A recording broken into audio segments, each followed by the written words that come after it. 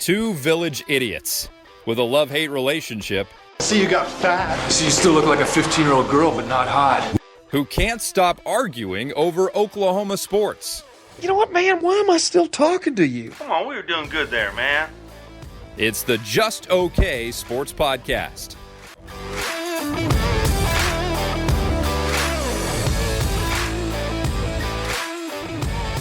Sooner Nation, Thunder Nation, we are back. This is the Just Okay Sports Podcast. I'm one of your village idiots, Daryl. I'm here with my brother Jared, my good friend Troy, and we are going to be talking all things Oklahoma sports at a very okay level. That's what we do here at Just Okay. So, Jared, how is Pittsburgh? Troy, how is the corporate life?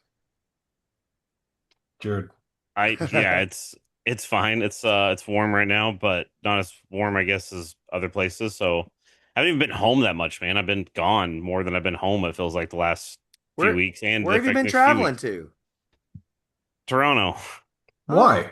Yeah, why? What's where been my lady free- lives. No, I'm what? It's where my lady lives. What is this lady's name? I'm not gonna dox her on this podcast. I'm gonna dox her. No, I just got back. It was her birthday this last weekend, so I was up there for nearly a week. So it was a lot How of fun. often do you see each other? Every 2-3 weeks, probably. Does she ever come see you, or do you always go see her? I go see her mostly. Yeah.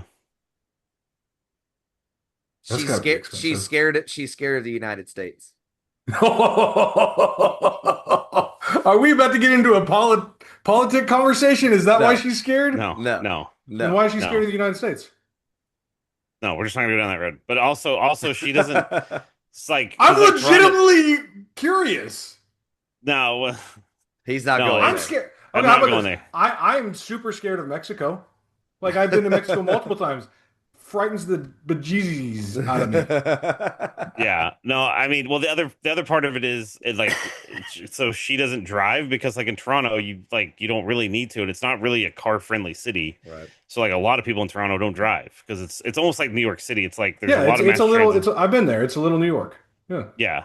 Well, I wouldn't even say it's bigger than New York. Well, maybe it's not bigger than New York, but it's as big as New York, pretty much. It's a lot bigger city than you think Population-wise? it is. It's like the third largest city in North America, I think. No way. Third or fourth. Okay. No, I'm doing. Oh, fact check. This would be so Fact great. Toronto's the 30th largest. We're this sports podcast. We're talking about Toronto. Which funny story? So I was up there. It was Monday. We went to this. It was right before I was leaving, and we went to this Rib Fest, which, by the way, was kind of awesome because they had like all these places from all over the U.S., Canada, wherever. But I'm walking through, and I think I had a shirt on like this. Dude walking by goes, "Boomer," and I was like, "Sooner," and like he came over, he's like, "Hey man," like blah blah. And started talking to me football, and like I love her and that. her sister were with me, and they were both just staring at me, and like her sister was like, "Bro, what is going on?" And I'm like, "He's an OU fan," and she was like she looked at her and goes, "I don't know what it is. Every time we go out somewhere, he runs into somebody connected to Oklahoma somehow that's like an OU fan or a Thunder fan or something." And I'm like, "Bro, it's a big brand. Like I don't know what to tell you. Like Facts. it's everywhere." So That's hilarious, and you're not wrong. It is the fourth largest city in North America, but it's not close to New York. It's 3 million. New York is over 8 million. okay. Well, still, it's a huge city, but yeah. Yeah. What is the largest city in North America? Mexico City. That Los is correct. Angeles. It's like No. 20 million or something. Like Mexico City's like way bigger. It's 9 million, 9.2 9 million. million. Okay. Dang. LA is 3.8, Toronto's 3.2, Chicago's 2.6, Houston's 2.3. I'm not going to keep going. Wow. Montreal, Yeah. Montreal is a better city than Toronto. Just going to say it. Yeah. Except the roads were made out of paper mache, so that sucks. But you don't drive, so what does it matter? No, I had to drive while I was there. Yeah. I have a car and a license. So I'm driving. I drive there.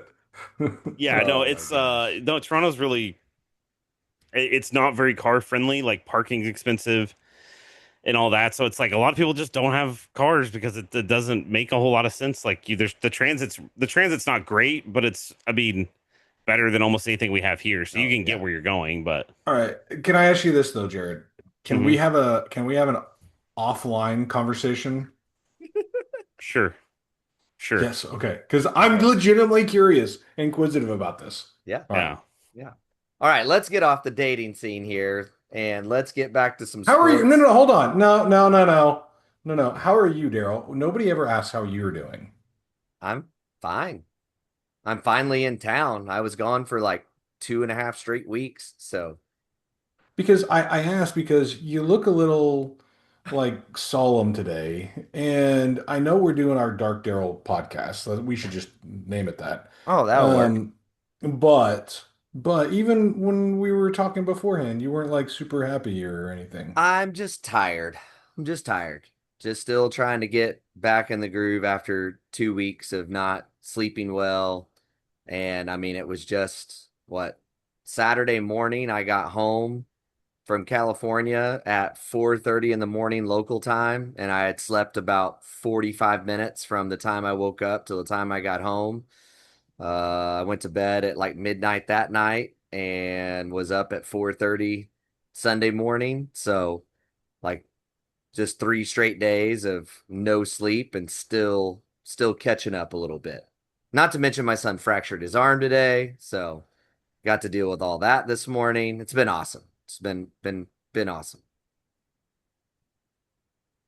I just wanted to be nice and ask you. So Yeah. Yeah. Do you notice how you got like chewed out because you asked how he was? no, he didn't chew me out. He didn't chew No. me out. I've been Gosh. chewed out by Daryl before. Like, and chewed I out's not was just really trying his to style. exaggerate, but okay, guys, just make me Chewed out is not Daryl's style. When he gets onto you, he guilts you. That's what he does. Yeah. That's fair. That's fair. Imagine 37 years of that. Oh, He's like, gosh. I'm disappointed in you, and this is why. And you're Yeah, like, and you're like, dude, I'm sorry that I forgot the ketchup packets, but there's a 30-minute conversation. Oh my gosh. All right. So speaking of disappointing, let's talk a I little. gave you the segue. Yes. You did. Sooners recruiting has definitely not looked great over the last couple months and through this whole cycle. It really got capped off today with one of our offensive line commits, Will Conroy, flips his commitment to the University of North Carolina. He is going the way of Coach Belichick, and maybe his fiance. I don't know, but going that direction. And so he's headed that direction. The other bad news that came out this week was Jake Cruel had said he was going to commit in October, and randomly last week flipped that to August 12th, I believe is his commitment date now. And it is pretty much a foregone conclusion that Texas is leading going into that commitment date for his commitment. And he was kind of the one last crown jewel, along with Golden, the defensive tackle. That's kind of between us and Notre Dame, and that seems to be trending Notre Dame's way. And as of this morning with the decommitment, OU now stands ranked 41 in the 2026 class of recruiting, being out-recruited currently by Rutgers, I believe Illinois, and Syracuse, all out-recruiting And I OU think so Kansas, far. even. I think you mentioned Kansas earlier. So. Kansas may have been up there. I don't remember. I kind of got depressed as I started going down the list. I just want to jump on the UNC thing. It's not really fair. Like, we should definitely investigate, because it's not fair when the head coach's fiance or girlfriend or whatever she is probably went to high school with most of the recruits. So That was good. That's fair. That's good. But yeah, just not looking good. And look, we've mentioned it before a month or so ago. I think there's a chance if OU starts like we talked about last week in the Sunshine Kool-Aid pod of if they can get things on the right track, I think there'll be some guys that flip, but I don't think there's a world where they're going to flip 15 guys back to this class. It's going to be somewhere in the neighborhood of 4 to maybe 6 or 8, somewhere in that neighborhood. And probably only about 3 of those are going to be very elite commits. But Jim Nagy and his staff now have their work cut out for them. They have to go find the diamonds in the rough, in my opinion, and start bringing them into this class to start filling the gaps. Or they're going to have to just put all their chips into, we're going to really have a great season and win 9 games, and be on the edge of the playoff or in the playoff, and we're going to just hit the portal like crazy. But that's kind of your options at this point to fill this roster out moving forward. Troy, thoughts? So I heard Cale Gundy say something on the radio the other day. I thought it was really interesting. He said, if I was looking to win today, like not build, but like I need to win, I wouldn't recruit. I wouldn't recruit high schoolers. I would only get experienced dudes in the portal. Yeah. I think that's interesting. Could it be a sign of a shift of strategy? No, I don't think so. Just because Nagy and BV have said in the last several weeks that they're not shifting, that they want to be 65 recruiting and out of high school. They can say that all they want. They can say that all they want. I don't take anything they like leaders say at face value. Well, I mean, I think in reality, I think the weight towards transfers is going to shift. I mean, I think we've seen that over the last 5 to 10 years, right? But I don't think that you could just say you don't have to worry about high school recruiting. You know, I mean, there's guys that are the top players in college football right now that aren't transferring. So, you know what I mean? Like you have, look at Ohio State. Look at even some Alabama's top guys. You know, like those guys aren't transferring. Like you're still not going to be able to get the very top talent. Like you're going to be able to get really, really good talent, even great talent, but you're not going to get the very top guys because they're probably going to stick at their school, especially if they're at a top tier program like Oklahoma should be considered. Right, but I think what just Cale is saying is like he would put all of his chips into going and finding Jade Knott, Mateer, and every position that way. Wherever your stop gaps are, he would just go after those guys that are not, they're not Alabama and Ohio State right now. But in the past, you want to develop dudes, right? But at the same time, it's like there's a lot of 1, 2, and 3 star dudes that become some of the best in the country, and they're going to be looking to get out to make a payday. Jamar and Chase. It's like, all right, we didn't, good example. But like, hey, we didn't go after this guy initially. We thought he wasn't ready yet. Now he's ready. We want to bring him into our program. Here's $500,000. Yeah. I mean, my point being though is like I just think that they both have a certain amount of weight that you have to rely on. Like you still need to have a successful high school recruiting class. Like you still want to get top guys out of high school. But that's where what Cale said is important. If I was building, not if I was building, if I need to win right now, I would put all my chips into that basket. That's what he said. Sure. And he's right. But I would also say we saw A&M try to do that. We saw Ole Miss try to do that. Who else have we seen go out and just spin like crazy in the portal? I can't think of, but Ole Miss is probably the best example last year. And yes, they were on the verge of the playoff, but they didn't make it. And they went and got all the dudes. And that's, I mean, that's kind of my point is, yes, if you want to have one good season or maybe 2, great. But it's like for the long-term success, like that's to me, the barometer of how good your long-term success is going to be. I know this is going against what Cale said, comes down to high school recruiting. Oh, I'm not saying Cale's right or wrong. I just thought it was interesting hearing a former coach and frankly a coach that a lot of Sooner fans want back. Say and it's still very connected to the program. Yeah, I just thought that was interesting. And when you were talking, Daryl, I was like, Nagy's new. We don't necessarily know his strategy yet, and so could it be a sign? I don't disagree with you that no, but I also don't agree with you that it's no. You know what I mean? Like I think it's still too early to tell. Yeah. And I mean, again, I think for next season, I think they're going to have to be portal heavy.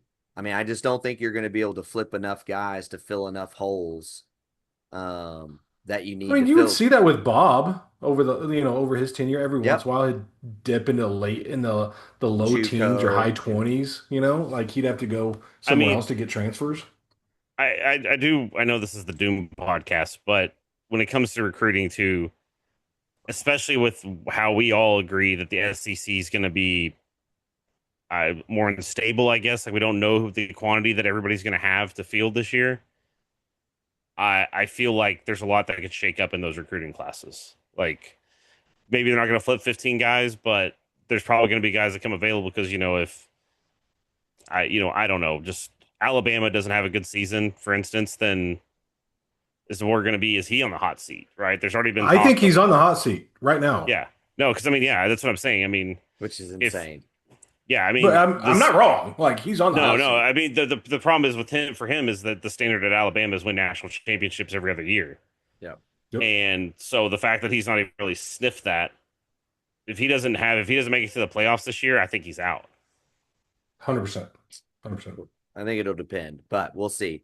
Speaking of that, before we go full dark pod and talk about the disaster, which I forgot to intro that, today's pod, we're going to talk about a little bit of recruiting. We're going to talk a little fall camp here, and then we're going to go through what's going to happen if the season is just a full-on disaster. Everybody's let go and everything just gets all reset and start all over again. So that's where we're headed. But fall camp has been going now for a week. All the PR stuff is out there.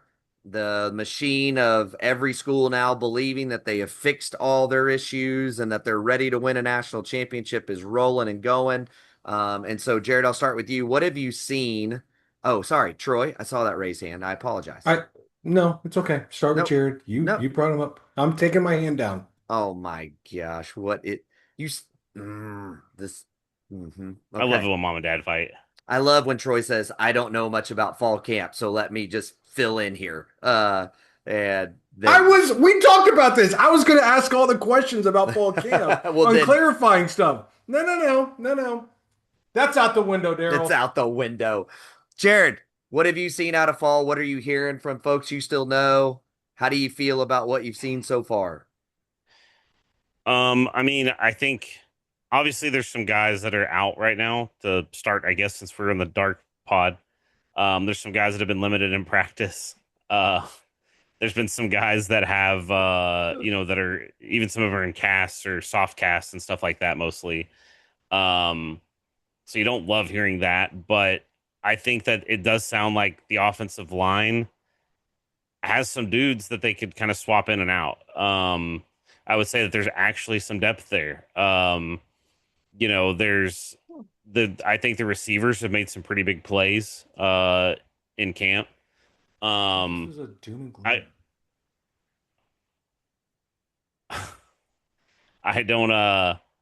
I don't know what about the running backs is an interesting one to me because I think there's a lot of talent there. There's been I've seen a lot more smoke around Javonte Barnes,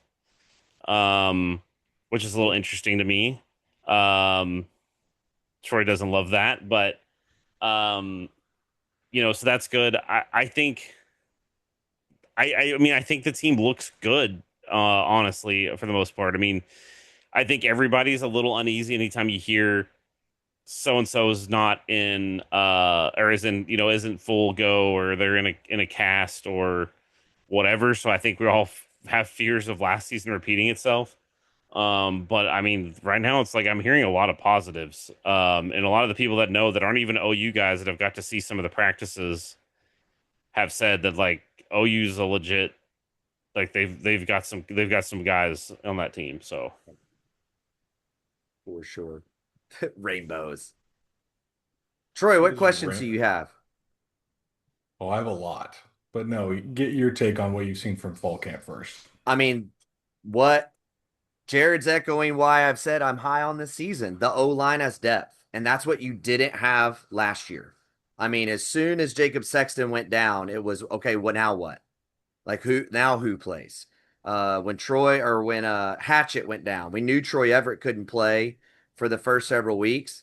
Well, who now? And that was kind of the deal. Right now, what you have is Simmons is out with a concussion at right tackle, but now you're getting to play guys at that position and give them run and give them opportunity to get in there and get reps. We also heard that Fabechi was out more like with a personal matter, but that's given Ryan Foje a chance to get in there and get more reps. Sexton can play both sides, so when he's filling in at right, Fasusi's getting more reps. And while you're not hearing the offensive line is dominating, which, by the way, they shouldn't, if we really believe this D-line is what it's supposed to be, the O-line should not dominate practice, but they're winning a lot. You didn't hear that last year. You kept just hearing they're trying to figure out a lot at O-line. They're trying to figure out a lot at They like some guys, but they're trying to figure out a lot at O-line. That's what you heard every single practice. You are hearing now that the O-line is getting some things together, and literally it is just who's going to win out for these spots, but that they have guys that are doing the job and winning a lot of reps against a highly touted defensive line. That's a win. That is the difference for the offense right out the gate. The surprise, I think, out of camp is Reggie Powers. Reggie Powers is making a move at safety. And Peyton Bowen better get moving, because if not, Reggie Powers is going to see the field a lot more than Peyton Bowen is, which is, I did not see that one coming. I was high on Reggie Powers coming out, but if you'd have told me that a healthy Peyton Bowen would struggle to hold on there, I would have been really surprised at that. So really fascinating stuff, man. And so I'm excited about what I've heard. But yeah, guys got to stay healthy. I'm not overly worried about the injuries. The only injury I am worried about is Eli Bowen. That's the only injury right now that concerns me, because he is in a boot and he's been in it for a while. And I think that guy is an elite corner and really elevates the play of the defense if he's healthy. Yeah, somebody that we did mention that's been getting a little bit of highlight reels here and there is Eddie Pierre-Louis. Yeah. He's had a couple of big plays. I've been hearing some good things out of him, from him out of camp. So what's the chance that Foje and EPL both start? I think both start is slim. I think that one's slim. Both. All right, then what's the probability that one of them starts? Oh, 100%. Who's it going to be, EPL? I think right now it's EPL. Now, at the end of the year, we'll see. But I think that would be... Dude, that's an idea for a podcast. Who's going to start day one versus who's going to start the final game of the season? There's going to be some moving this year in the starting lineup. 100%. Oh, that's a good. Write that down, Daryl. That's a good idea. I think when you see guys, I think from what I've heard, like Foje and Fasusi and guys like that, I think that they are closer to being a starter than they should be, being that young, but they're still a little raw. I think that's the thing. But like Daryl said, by the end of the season, they're probably going to work out a lot of that. Oh yeah. Okay. Yeah. I want to go back to something that you said, Jared. Okay. Javonte Barnes. Oh boy. Yep. We've triggered Troy. I am triggered. I'm not going to lie. How many times? Let me ask you guys this. What's the definition of insanity? Doing the same thing over and over, expecting a different result. All right. Doesn't that define Javonte Barnes at this point in his career? And don't get me wrong, I think he has ability. He can't stay on the field. Right, but if he's healthy, if he's the best back, if he's healthy, that is the. Yeah, but see, Troy, this is so. My point isn't that I think Javonte Barnes is going to be RB1 going into the season. I'm just highlighting that there's been a lot of noise around him. I think that he's going to make a case to be higher up on the depth chart. I don't think he's going to be number one or anywhere close to number one, but having that depth is beneficial. And he's not going to have to be the main running back. Like he's going to get 5 he's the backup carries a game. As of today, if we played a game tomorrow, he is the backup running back. I could make a case that Xavier Robinson should be the backup over him. I'm on that train. Yeah. Personally. I know you are. Jared, I have no idea where you stand on this. Jade Knott is the starter, I would probably agree. Period, right? Like, period. It's Jade Knott. Yep. End of discussion. Javonte Barnes, I would have asked him to transfer, honestly, guys. Like, I would have been like, look, we love what you've done with us, but like Tatum's gonna figure out his fumble. Would you have processed him and Sawchuk Yeah, if you were coach? yeah, I would have. I mean, I just think having a guy that's more of a veteran at this point in his career, and if he's showing some ability, then fine. Because here's my problem. How many years has he been on campus? 4. How many years has he been healthy and been on the field? 1. Well, 1 in total, probably. Okay. And what was the one thing that they were saying about specifically the wide receiver room, why they all transferred out? If you're not going to play, if you're not going to be on the field, you got to go find a different situation. Yep. Doesn't that define Javonte Barnes at this point in his career? Yeah, but you also look. I'm gonna counter this because, like I said, I think he's gonna have like an average of 5 to 10 carries a game at most. Right, and I agree with you. Like, it's healthy because he does have some durability concerns, or whatever how you phrase that. But if you look at his stats last year, the games he played, he had 18 carries, 14 carries, 17 carries, 16 carries, 18 carries. Okay. With a bad O-line, so he was getting beaten up. So less of a workload. It's like it's not bad to have a guy that you can say, hey, you know, Robinson and Otter, they're tired. We need to throw somebody in there for for half a series. I would rather Tatum, the most natural runner on the team, if he's figured out how to keep hold of the ball, I'd rather him spell it. Like he could pop it for. Javonte Barnes can't pop anything for the distance. Tatum can. Xavier Robinson is going to beat the snot out of you over and over and over. And Jaden Ott is the best on the campus. So like, where's Javonte Barnes fit in that? I don't disagree with Tatum. I think Tatum's going to come down to, has he learned how to block? Has he learned how to hold on to the ball? Agreed. And that's another if. If he has done those things, then I don't disagree that Barnes would be RB4 still. I'm just saying he's making the case that if Tatum doesn't correct those things, Tatum can't just be like, well, I'm just a natural runner. I don't disagree with you. There's a lot of ifs in all of this. Yeah. Right? That's my issue. I like to come a little bit Troy's way.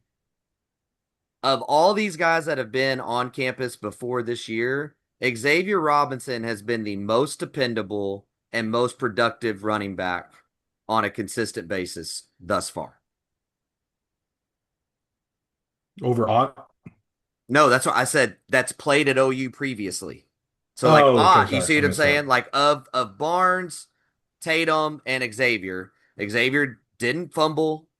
Xavier knew his assignments, and Xavier made yards, and specifically made yards when there were times where there were no yards, which is one of the things that Barnes has not done. Tatum, on the other hand, did make yards when there weren't yards, but he never held on to the football. He didn't know his playbook, and he can't pass block to save his life.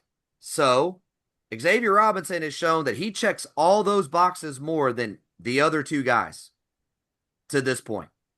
Not to mention, again, with an O-line that I do think is going to play some youth, it's the same as last year. When you have 230 pounds running towards the line, it's pretty much guaranteed you're going to get at least a yard or two because of just sheer size and strength. And he's up this year 5 pounds from where he was last year.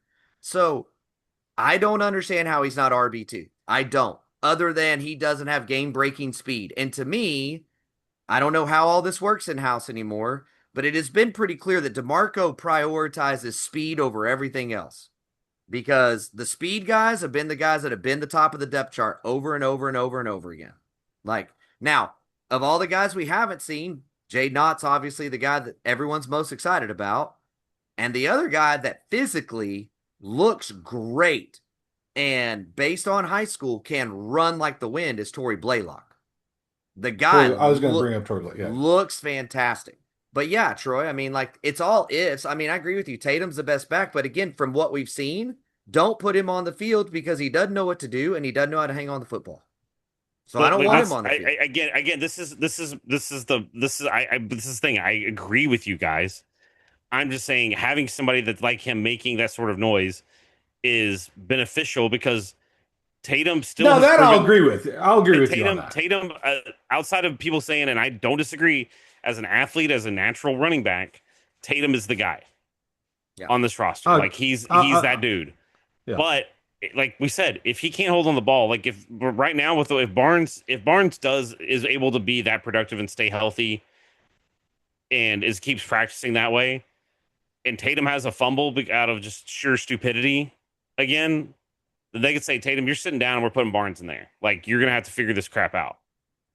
Yep. And that's not a bad position to be in. And that's not really a position because last year that you really could have been in. And I don't know where Tatum is in the playbook because remember, Tatum played baseball. Yeah. So he missed a significant amount of spring. So I think him not being mentioned right now has a lot to do with that and a lot to him probably trying to catch up to the offense because he struggled to catch up to the offense last year without those issues. Yep. This is probably going to be a more of an actual playbook this year than was last year. I will still this whole conversation, and this is probably a good problem to have. Like you're talking about, Jared, like this is a good problem to have. And I'm embellishing it a little bit and throwing it out of proportion a little bit, but that's all right, whatever. But that's why I continue to say OU's running back room is one of the best in the entire SEC. Yep. I don't disagree with that. If they can be healthy and they can do their job, I agree. They are an under the radar. But apparently from fall camp, that's for everybody. Who can be healthy at fall camp? We don't know. Oh, it's okay. Here's the other thing. With all the injury stuff, I understand the PTSD from last season, but I also believe that this year they are trying to be more cautious. Like, for instance, I just heard one of the guys that was at practice the other day. He said, for instance, like R. Mason Thomas the other day, when they were going full go and being really physical, he did like rep number 1, and then they pulled him out, put him to the side, and then let all the other guys take all the reps, which is basically, you did your rep, you did it well, we know what you can do, we don't need you yet. You help these other. That's like summer ball for the Thunder. It's like yes, it's like AJ Mitchell. We don't want you to play anymore. And so I think a lot of the because Burks even the other day he dressed out, he warmed up, he did something, and then he sat. And I think it's even the same. Like we need you healthy when the season gets here. So if you are sore, if your back don't feel good, if your hamstrings are tight, we're gonna glide this along because we've got 3 weeks until the season starts. But and I think in a week and a half that's going to be very different. I think 90% of the guys that we are hearing are not practicing. If there was a game tomorrow, would be full go. But they are trying to protect them and not get in the situation that they were last year because it got so bad last year. Again, they could not even practice last year with legitimate offense versus defensive practices. A difference for OU this year, too, is just the fact that they have Michigan coming to town second game of the season. Right, like you don't have they're gonna get guys as ready as they can, but if you're a known quantity, like Daryl said, you want those guys to be 100% fresh when Michigan rolls in. Yeah, 100%, because that game's gonna be a war, absolutely. Yep. But early on, reports are great out of camp. I mean, you are hearing the things you want to hear, and that's mainly that the offense is getting better. And again, I continue to say, if the offense is actually making the defense work this year, I think that only bodes for this defense being better than they were last year. Just because they're getting reps. Yes, Troy. I don't know if you guys saw this and this is the last thing I'll say because then we can get into the Dark Daryl pod. Athlon Sports came out with this morning their best defensive lines in the country. Did you see this? No. I'll start at. You want me to start at 5, and I'll go up. Yeah. Out of the top 5, 2 are from the SEC, which is going to be, I'm going to say Bama and LSU. Okay, LSU is 16th. Oh, Bama wow. is 7th. Maybe South Carolina. South Carolina is not in the top 25 of college football defensive They're lines. not putting Okay. Texas in the top 5 on the defensive Here you go. line. Here you go. Number 5. We play them the second week of the season. Auburn. Michigan. Okay. Not Auburn. Oh, I thought you were talking about SEC teams in the top 5. Still. No. I'm just going through that. Like we Gotcha. play them the second week of the season. Michigan. Yeah, Michigan. Number 4. We don't see them, but it's same conference as Michigan. Penn State. Number 3. We see them in Dallas. Texas is number 3. Okay. Number 2 is Texas plays the opposite of this team in Dallas. OU. Mm. And then number 1 is Clemson. I've heard most everybody has Clemson as like 1 or 2 on their list. But they state Dominic Williams, Jaden Jackson, Grayson Halton, but R. Mason is a stud along with transfer Marvin Jones and Taylor Wine, whatever he says. Wine. So, anyway, I thought that was very, very interesting. Yep. I mean, Phil Steele has them as the number 1 defensive line in college football. And we lost Jared. I don't know where he went, but he has OU as the number 1 line in the entire country and in the SEC. All right. How about this one? Where is Jared? What happened? He just dropped. He completely dropped out. Whatever. All right. I'm moving on. So I started clicking down. Athlon Sports also has OU as the 7th best running back room in the country. Wow. Which makes sense, right? Yeah. I mean, I could see that just because of the respect that Jade Knott has. Jade Knott instantly throws you towards the top. They have Texas as the best in the SEC, as number 3 in the country. And they have A&M as the 2nd best in the SEC, right there. What did Jared say? His internet dropped. See, you guys always blame me. Okay. Yeah, his internet just completely went out. All right, but and then Athlon Sports and wonder where OU is on their Athlon Sports there. What do you think? Like OU? Overall team wise? Yeah, I'm looking at it. I'm gonna say 13. 20. Oh, wow. So, wow. Anywho. That's crazy. That's it. I just thought that was very interesting. That is interesting. That is very interesting. So, well, now let's move into the darkness, shall we? We drank all the Kool-Aid last week. Today, we are going to drink all of the darkness. We are going down the road of the reasons why this OU team will have yet another losing season. Brent Venables will be bought out at a very high level, and things will be changed across the board within the football program if that happens, obviously. And it will feel like we are in the 90s all over again. So, Troy, you kick us off. What are your 3 reasons that OU is going to be in a disastrous mode this season and not have a winning season? First of all, the Thunder won the championship. They won the title. Okay, so this doom and gloom cannot get me down right now. Nice. We are still riding high. But it's gonna mirror my top 3 reasons from last week. If you listen to the pod, is my top 3 in no specific order. It was John Mateer, the O-line, and Ben Arbuckle. If those 3 things do not become significantly better than last year, and then Jared we will go back. Oh, there he is. I will wait. Hello, Jared. Can I start calling you Daryl now because of your internet? Ridiculous. Okay, sorry. I'm back. My gosh. Audio was jacked. Okay. Wow. Internet dropped. So that's just okay, folks. I'm gonna say I'm gonna start calling you Daryl because of the bad internet. Yeah. Well, blame the Pittsburgh power grid, actually, but yeah. Yeah, well, Jared is back. We have brought him back into the pod, and Troy's going to kick us off with his darkness of his 3 reasons. It's gonna go it's gonna mirror my three things from last week, of why we're gonna be good if we're good, right? If the quarterback, if the O coordinator and the O line are not really good, then we are going to be a 4-8 team. I really do believe that. I guys, quarterback's the most important position in all of sports. Having a competent um, coordinator, being able to call plays, subbing the guys when they need to, things like that, right?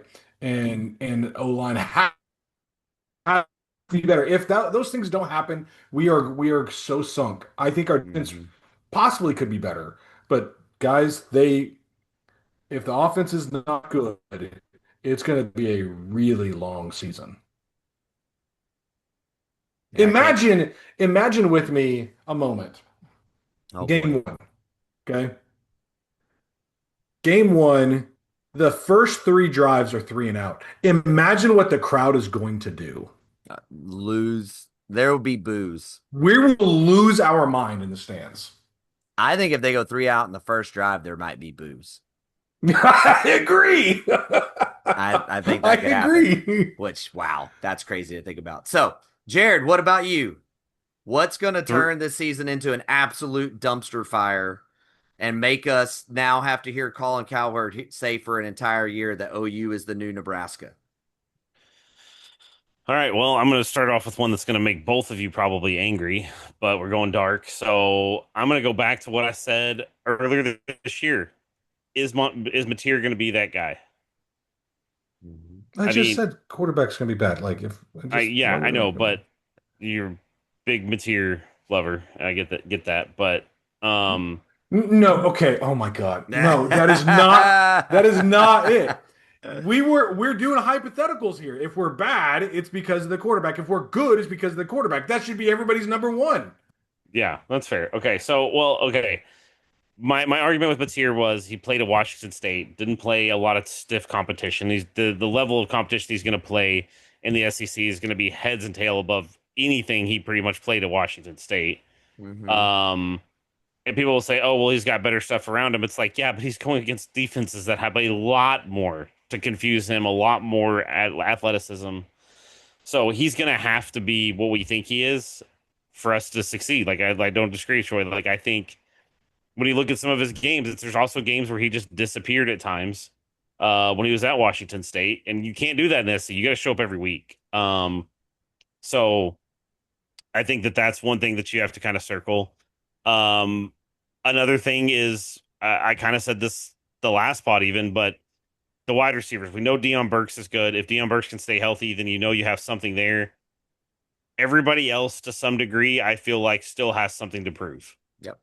Like it's one thing to do stuff in camp and make a highlight reel in camp or whatever, but going into the SEC schedule again, you're going to have guys. You can't just say we have Deion Burks, we're fine, because in the SEC you got corners that will shut him down.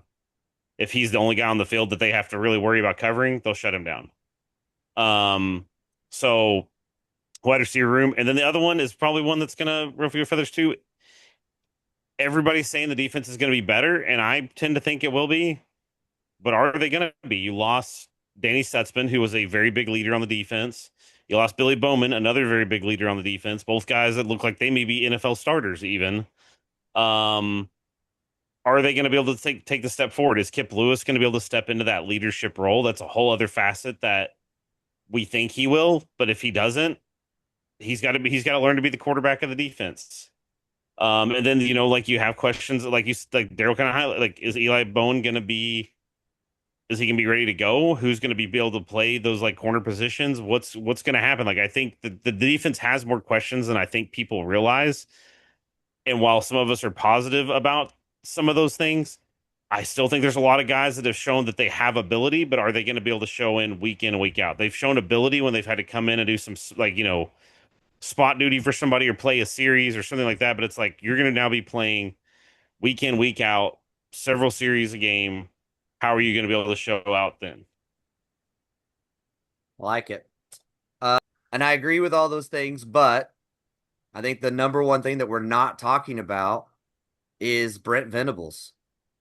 Like, we kind of still have this question, is he a head coach or not? I want to say he is, but we've also seen him mess up late game situations. We've seen him get overly aggressive on fourth downs and go for it because he believes in his defense so much. We've seen him struggle to make decisions because he's quarterbacking the defense in the past, and now he's taken the defense back over again. And there's been rumors of him kind of micromanaging even the offense at times. Like, if those things happen, this season's over. Regardless of how good the defense is, the season is over, and it's going to be a train wreck across the board. And so I think that's number one above all else. I think number two is the offensive line and what they choose to do there, who they push forward, who they choose to give playing time to. Like, again, I still would say 60% of offensive issues last year were all centered around that offensive line. I think it hampered everything. Obviously, the OC did the other 40%, I believe. But the offensive line was a major, major issue until late in the season. That cannot happen. And if it does, it's coming off the rails really fast. And then the last will be this. It will be interesting to see if the offense struggles, how much Zach Alley actually was helping that defense mentally stay engaged when you knew games were over. Because last year there were games that we all knew we're not winning this game. The offense just can't overcome this. And yet the defense was still going out there and just playing lights out. And the Auburn game is a great example of that. The Kip 6 to win that game was insane. And it was all because that defense never, ever quit. But this season, if the offense has any struggles in any game, will mentally that defense hold it together and say, every chance we get to play is an opportunity. And if they don't do that, man, if they don't do that last year, I mean, what Troy said earlier, a 4-8 season, a 3-9 season would have happened. The defense carried that team to 6 wins. And I don't know what that'll be like this year with Brent Venables, because there was a different voice in that room last year than him. And he can tend to be a little bit of a negative voice, I think, at times with guys, especially when things are coming apart. Yeah, I mean, I don't disagree. And I also think, like you kind of highlighted, I mean, one of the big things his first season at OU was struggling with the overall game management, clock management, things like that. He really struggled with, because I think he was so so focused on the defense and getting them ready for the next series or the being on the field, that I think he lost sight of the bigger picture at times in games last season. And so you hope that doesn't rear its head again this season. Yeah. Absolutely. So I agree, and I disagree with the Venables thing. Yes, he needs to be a lot better at managing the game. At the same time, good offenses, they can really overcome a lot, frankly. Yep. Like, if you get up by 3 touchdowns and you've got a good defense, like, you're just cruising. Like, so you're not put in those situations. Last year, almost every game was a situation like that. It felt like, and so you just hope he learns. But you're right. If he hasn't, it's not going to go well. So can I ask you guys a question? We've all laid out our three things. Mm-hmm. We've all laid out our 3 to 5 things of why it's going to be good, right? What do we truly believe is going to happen? So I think something, I actually was thinking about this the other day, something I don't think that we've talked about enough is, how is this team going to respond? Because there's a lot of people saying these guys are really good, but they're also not in the top 25. Right? I know the preseason poll is meaningless. They got to earn it, though. They've got to earn it from last year. Yep. No, yeah, 100%. But I mean, which crowd are they going to listen to? Are they going to hear the voices saying, you guys are really, really stinking good, you got the best D line in the country, or at least in the SEC, your offense is going to be so much better, material is going to be this, like, which side are you going to listen to? Or are you going to be that team that's going to listen to all the people saying, you guys suck, you were 6-7 last year, we're not even going to rank you? Like, which side are you going to listen to? I mean, I think that that's going to play. I'm going to ask the question again. Jared, what do you think truly happens this year? I think they're going to be really good. I think they're going to have, I think it's going to be a 9 to 10 win season. Is that enough to keep Venables' job? Yes. Yes. Daryl, what do you think truly happens? I've said it over and over, and I will continue on it. The floor for this team is 9 wins.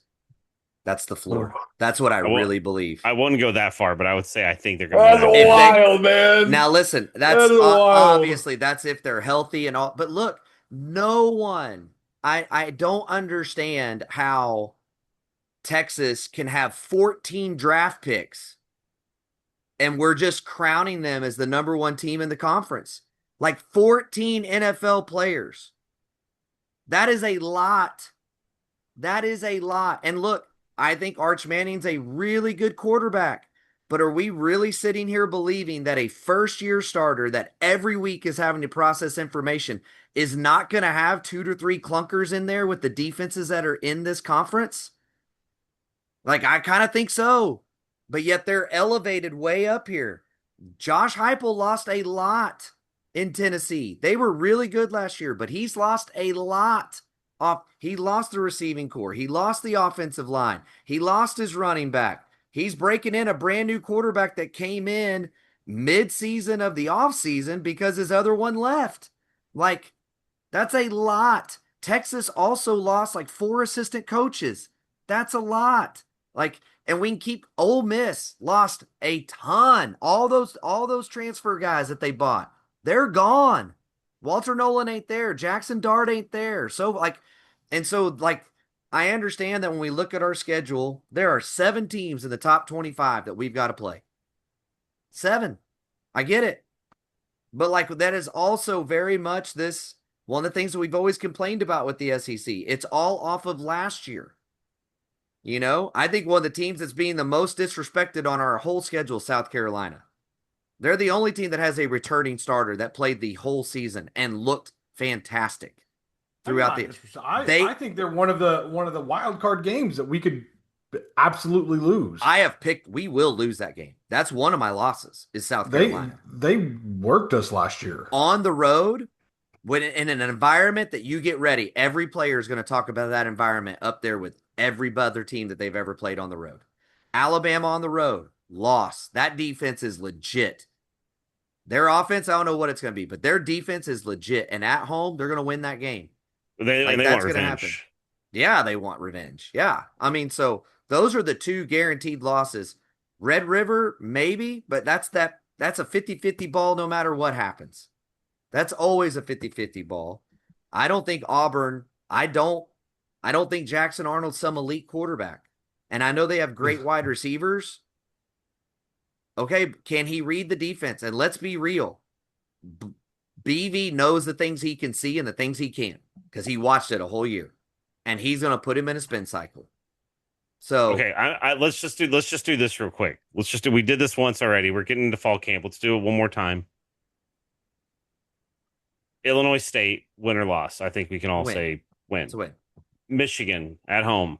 Win. Troy? Win. Win. Okay. At Temple? Win. Win. Auburn at home. Win. Win. Kent State?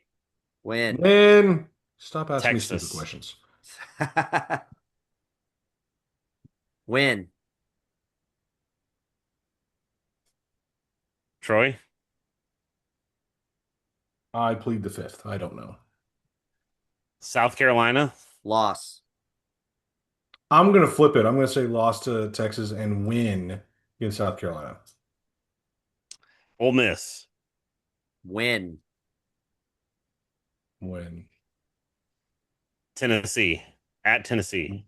Win. Win. At Alabama? Loss. Loss. Missouri at home? Win. Win. Win by LSU. 30.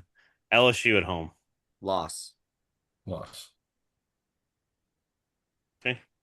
So we're all about the same range. I mean, I don't disagree with those takes. I think OU's going to beat Texas, but I think we lose to South Carolina. I flip it. I think we beat South Carolina and lose to Texas. And then I think some toss-up games. Oh, sure. I think there's a lot of toss-up games, frankly. I think Michigan's kind of a toss-up game. If we lose to Michigan, the season's going downhill and going downhill fast. I'm just gonna say it. And then I think Tennessee.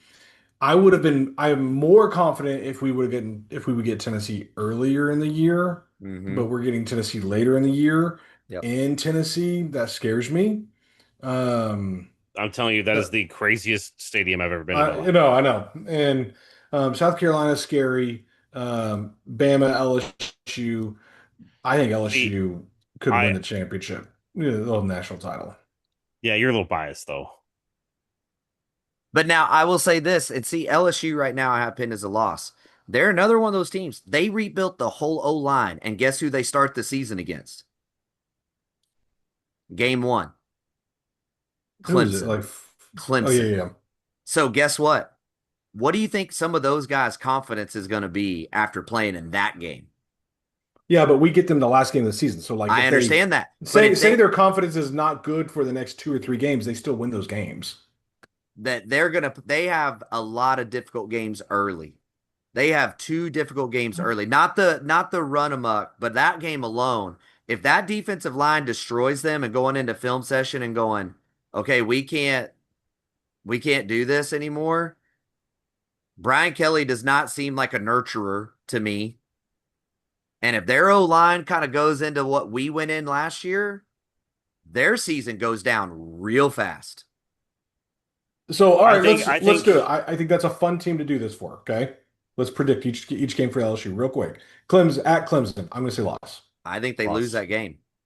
Louisiana Tech, win. Florida at home, Ooh. Loss. Really? Oh, wow. Jared going for it. See, I think they still win that game, but I think that's going to be one of those like 13-10 games because I think both defenses are going to have their way. And now that's the second game that O-line is going to be tested heavy. And if they drop the ball in both those games, now you're in a free fall.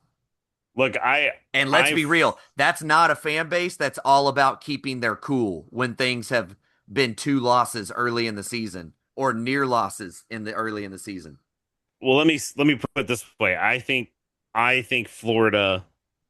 I'm buying a lot of Florida stock right now. I think Florida's gonna be a lot. I think not they're until gonna DJ Lagway's healthy, but keep going. Okay. Southeast Louisiana, win. At Ole Miss, win. Home against South Carolina, loss. Okay, we're gonna go through South Carolina's here after this.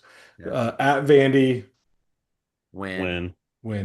Home against A&M. Woo, that's salty. I'll say a win. At Bama, loss. Arkansas at home, win. Western Kentucky, win. At OU, loss. I have it as a win right now. Okay. All right. So can I give my reasoning real quick as to why I'm not buying LSU stock? Sure. Because I don't think Kelly's a good coach. I think you saw it last year. Okay. I'm sorry. The dude has won everywhere he's been. Okay. Well, let me put it this way. I don't think he's a guy that's going to be able to have adversity and really turn that around. He has won everywhere he's been. Yeah, I'm not a big Brian Kelly fan. Just saying. I don't like the guy, but I'm sorry. He has won everywhere he's been. So, but that's what I'm saying. So, all right. LSU's got issues. Okay. Sorry, I got somebody texting me. I know, and I've got a bout soon. So okay, all right. South Carolina. Everybody thinks South Carolina's going to have a good year. Here we go. Vautech at home. Win. South Carolina State. Win. Vandy at home. Win. At Missouri. Win. Okay, we're at 4-0. Right. Home against Kentucky. Win. At LSU. Win. Win. You both I'm said saying win. loss right now. I'm going to say Okay. a loss right now. So to Jared, it's 6-0 right now. But it's a 50-50. Home against OU. You both said win. Yep. I'm 7-1. Home against Bama. Ooh. Loss. I'll put Y'all, I don't know how good. Like we're picking Bama on every one of these teams. Some of the best teams in the country. Where does Bama lose then? I'm gonna say they beat Bama because it's at home. You said it's at South Carolina. It's at home. Yeah, they're gonna win at home. They'll win at home. Ole Miss. Win. At A&M. Win. Coastal Carolina. Win. Win. Home against Clemson. Loss. That's a playoff team. What we just said. That's a playoff team right there. No, I think I would pick South Carolina to be in the SEC championship game. That's wild. Bama, on the other hand, I don't know if you guys are going to pick anybody to beat them on their schedule. Maybe Georgia. Yeah, Georgia you might pick them, but there's nobody on their schedule that you pick to beat them. With a brand new quarterback? Yeah. They're an interesting team because their defense is so stacked. Like, I believe it's going to be them and us battling for the top defense in the league. That's fair. And so they're going to be in every single game. Every single game they're going to be in it. So, all right, we've gone long. That is our Dark Pod. Troy, you never answered. Which one are you closer to? Darkness or a good season? I plead the fifth. No. Which one are you closer to? I didn't even ask you to say which one are you all in. Are you closer to a good season or a struggle season? I put a lot of stock in